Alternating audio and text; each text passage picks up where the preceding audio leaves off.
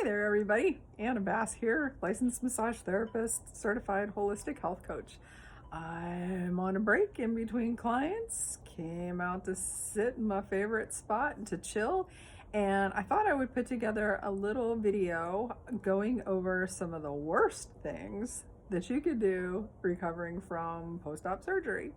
Actually, going to focus in really on one specific thing.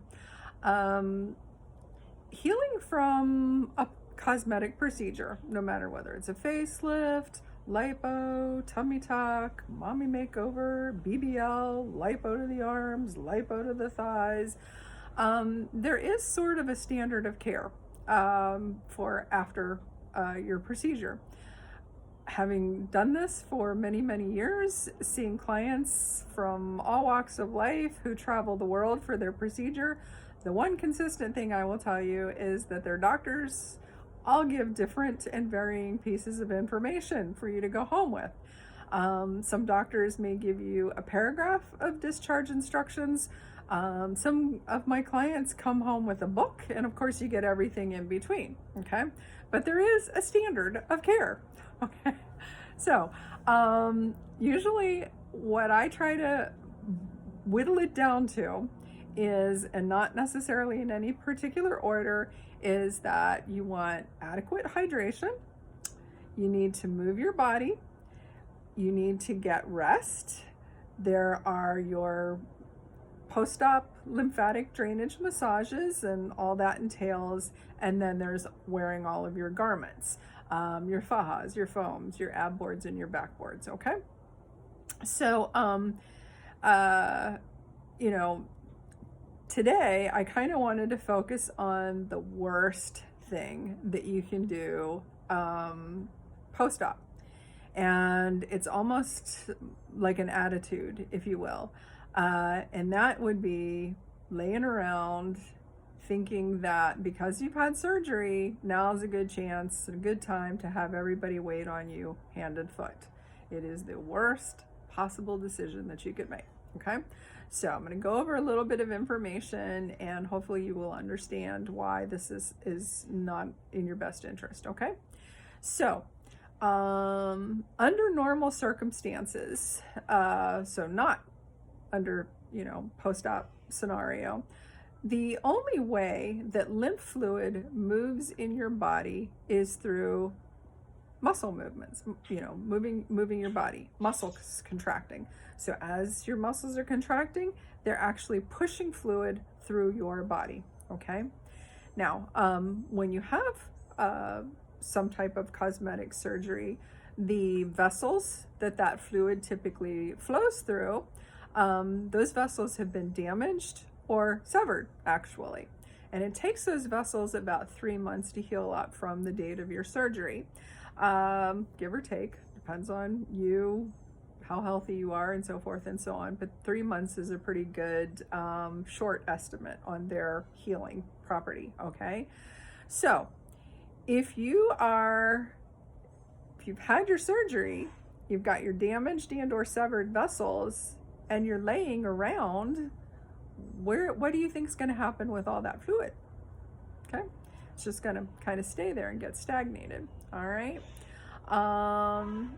So the general rule of thumb with movement is to always do a little bit more today than you did yesterday. Okay, but it's gradual. So the first day after surgery, every hour you may want to be up, kind of walking around for 5 minutes at a time. Okay, this is during your waking hours. So that would look like, walking a little bit maybe around your bedroom, doing a couple laps around the kitchen island and through the dining room and down the hallway, okay? So every hour you are up moving around, all right? So you're gonna do that. Then when that gets boring and you're comfortable with that, then maybe walk out to your mailbox and back, okay? And when that gets comfortable and doable, walk halfway down the block and back, okay? And you're gonna keep repeating this a couple times a day, very, very frequent. And then you're just gradually expanding out that movement. Okay. I do tell stories about clients because they illustrate a point, and while protecting everybody's HIPAA. So I shared that information with a new client. She came in to see me 3 days after a tummy tuck, and we had the movement discussion. And I always text my clients the day after the first time they come in, just to check in on them, see how they're doing. This is post-op, this is regular massage, doesn't matter. I always check in to see how you're doing. So anyway, the day after her massage, I texted her and said, hey, just wanted to check in, see how you're doing. And she texts back, she's like, I feel great. And I was like, oh, okay, are you peeing? She's like, peeing up a storm. I'm like, okay, fine. And if you have any questions, let me know, but I'll see you in a couple of days, okay? I do see my post-op clients twice per week, okay? My Monday clients come back in again on Thursday. My Tuesday clients come back in again on Friday, okay? So here she's feeling awesome. Well, when she came back in for her second appointment, like 2 days after this, she could barely walk across the driveway. And I was like, oh my gosh, what happened? You said you were feeling so good. And she said, well, I was. After I texted you, I was feeling so good. I went on a 2-mile hike. It's like, you did what? She said, do you think it was too much? Should I have cut it into 2? And I was like, oh my gosh, more like cut it into 16, So it's a lot of little movement and often, okay? You're not running a marathon the first day after you have surgery. You're certainly not running a marathon a week after surgery or even 2 weeks after surgery, okay? It's this gradual ramp up. I do inform my clients, most of them find out pretty early on into the recovery process that they feel worse first thing in the morning. So think about this. When you're asleep, often in some type of supported position because of your surgery, you have been laying in the same position for hours. And so that fluid is going to pull. It's going to make you feel more bloated and swollen and stiff, okay? So, except that you're going to feel like crap first thing in the morning, okay? It just goes with the territory, but don't let it stop you. Get up, go to the bathroom, go get yourself a nice big glass of water and start drinking that water and doing laps around your house, okay? Inside. Drink some water, walk, drink, walk, drink, walk. Within 10 to 15 minutes, that water, that fluid is going to start dispersing and moving through your body, and then you're going to start to feel human again, okay? Promise you. I do get a lot of calls from people who ask if I'm a mobile massage therapist. There's personal reasons why I'm not a mobile massage therapist. For starters, I'm not even quite 5'1". So even on a regular table, I can't get it to its lowest height in order for me to work without potentially causing injury to myself. So I use a hydraulic table in my office. It raises and lowers. It's mechanical, okay? There's a lot of bolsters and support things that are necessary with post-op work. So it's a lot of stuff to haul around. But unless you are medicated, that would be the only reason why you cannot drive to an appointment, okay? So there again, if you're thinking, I'm gonna take it easy on myself and have somebody come to me and work on me, you're really shooting yourself in the foot, okay? So I'll give 2 other little client stories and then I'll let you go, okay? So I had one client, she reached out to me really late on a Thursday night and wanted to know what my latest appointment was for the following day. So I'm sitting there talking to her and I was like, yeah, I've got like 4:30 available. Would that work? And she said, yeah. And I said, what are you coming in for? And she said, well, I had a lipo and a BBL today and I've got to go to work tomorrow. So I need to come in after work. You're planning on working tomorrow, or are you sure you're going to be able to do that? Oh, I have to do that. I'm a single mom. I have 5 kids. And I was like, I don't think you're going to feel well enough to work tomorrow, but we'll go ahead and we'll get you set up for the appointment. So we went ahead, did all the booking process and everything. Lo and behold, first thing the next morning, I get a phone call from her. Anna, can I come in sooner? I'm in so much pain. And, I had to call out sick to work, which I expected. Anyhow, so she came in, and like I said, this was on a Friday. I will tell you, my client worked in a medical office that was actually open 7 days a week. She did work Saturday and she worked Sunday. She drove herself into her appointment. Again, single parent, 5 kids. So even when she would come in for her session, she was constantly on her phone. She was calling her kids, texting her kids, telling one kid, hey, make sure this kid gets to this practice, make sure this kid does his homework, can you throw in a load of laundry? Okay, constant dealing with life. Very busy, couldn't slow down. About 3 weeks into her recovery, she wasn't making any improvement. So we had to have the talk.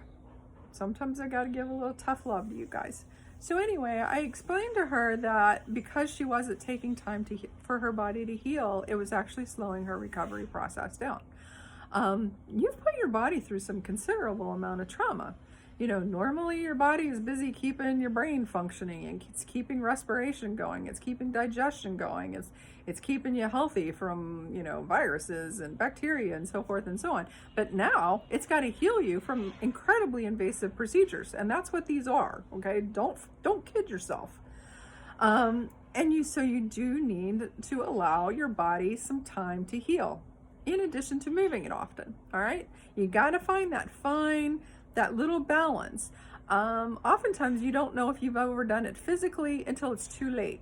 Like late at night when you're trying to get in bed and you cannot get comfortable because everything inside of you is on fire, okay?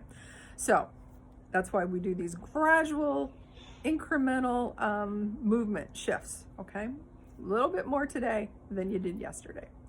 All right, so she took the weekend off. She decided it was okay to let a couple of loads of laundry pile up, and she Uber Eats a bunch of food, okay? And from the moment that she took a little bit of time to recover, her healing kicked off, okay? Another story about a client. So this was somebody who had a gastric bypass surgery. She'd lost a lot of weight. And so with her surgery, she got new boobs, lipo, a BBL, and a tummy tuck. But in addition to that, they removed a lot of skin. So in addition to the surgeries that she had a 360-degree circumferential incision. This is very invasive work, okay? And when she was, she traveled for her surgery, and while she was in the recovery house, she had these dreams and visions of coming home and chilling out and letting people wait on her so that she could heal. This particular client's a realtor, and unbeknownst to her, her business partner tripled their advertising budget while she was away having her surgery and doing her little week at the recovery house. So when she came home thinking she was going to relax, her business was blowing up and exploding. So she immediately had to go back to work. Now, being a realtor, she was doing home showings. She was driving around from appointments to appointments and so forth and so on, some desk work and such. She was mindful of what she'd done to her body, but she didn't let it stop her. And, she was making sure she got rest every night. And I'm telling you, as invasive as this work was that she had done, she had one of the easiest, uncomplicated, no drama recoveries, okay? Because she was continuing to move her body, all right? So, post-op recovery, adequate hydration, adequate movement, adequate rest. I should say throw in some good nutrition. All the little cells that are going around trying to fix you, they need some fuel in order to do their job, all right? getting a BBL is not an excuse to go out and eat cheeseburgers and pizza and ice cream in order to protect that transferred fat. If we could eat ourselves a new butt, the BBL business would be out of business, okay? So eat yourself some good healthy fats if you're trying to protect that fat transfer. Get your post-op lymphatic massages and all that entails, as I've already shared in another video. It's not just lymphatic drainage, it's working on tissues, working on the scar, and so forth and so on. And then your garments, your faja, your lipofoams, and your ab and backboards, okay? It's this whole combination of things that ultimately, at the end of the day, once you're all healed up, you're gonna have the best result that you had in mind when you set about on this whole entire process, okay? All right, so if you have any questions about this video, you can reach me at my business cell phone, 412-328-4540. You can also reach me online and view my information and book through AnnaBassLMT.com. That's LMT for licensed massage therapist.com. And then I can also be found at TampaBay-massage.com. Okay? I've taken enough of your time and my lunch break's just about over. So thank you so much and have a great day. Bye-bye.